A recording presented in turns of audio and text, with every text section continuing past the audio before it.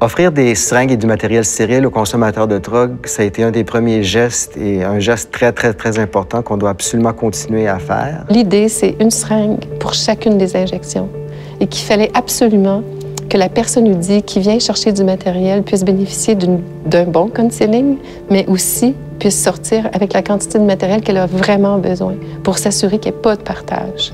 Parce qu'on comprend qu'on réduit, si je peux exprimer cette image-là, la quantité de virus qui circulent dans la communauté. Et donc, moins il y a de virus qui circulent, bien, moins, effectivement, on aura de transmission. Et on est à un tournant dans l'histoire du VIH où on pourrait avoir espoir qu'un jour, on puisse ne plus avoir de transmission de VIH. Actuellement, au Québec, on estime qu'il y a plus de 1250 centres d'accès au matériel d'injection qui sont dans 16 régions socio-sanitaires. Et on distribuait en 2013-2014 plus de 2,7 millions de seringues dans l'ensemble des régions.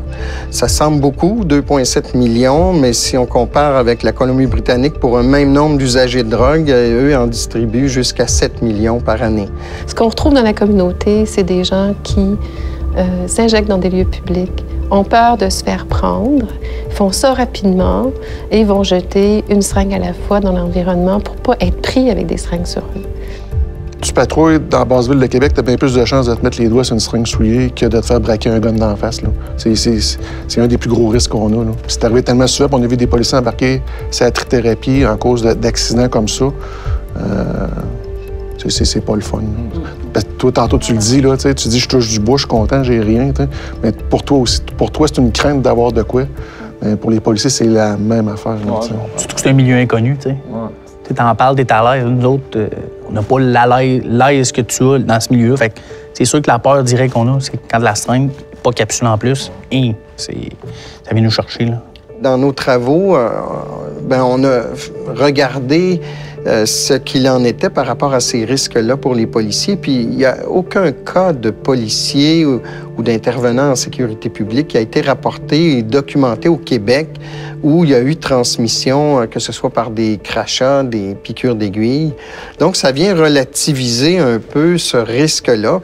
Je comprends les policiers qui trouvent que c'est risqué parce qu'en santé, on essaie de passer le message que de partager des seringues pour s'injecter, c'est hautement à risque. Puis en même temps, une seringue qui est trouvée à terre ou qu'un toxicomane prend pour nous piquer, là, c'est moins à risque. C'est pas évident, mais tu sais, c'est une question de...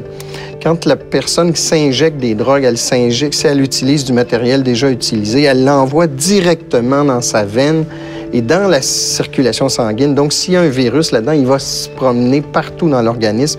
Le risque de devenir infecté est grand.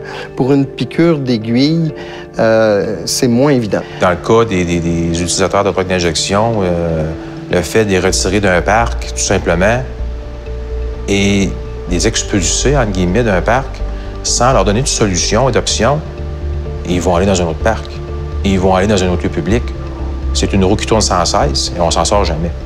Donc, c'est certain que les services d'injection supervisée vont avoir un impact sur le regroupement des personnes qui s'injectent dans des lieux publics, un impact direct, immédiat, parce que ces personnes-là, ce sont celles-là qu'on vise par les services et ce sont celles-là qui disent qu'ils vont venir.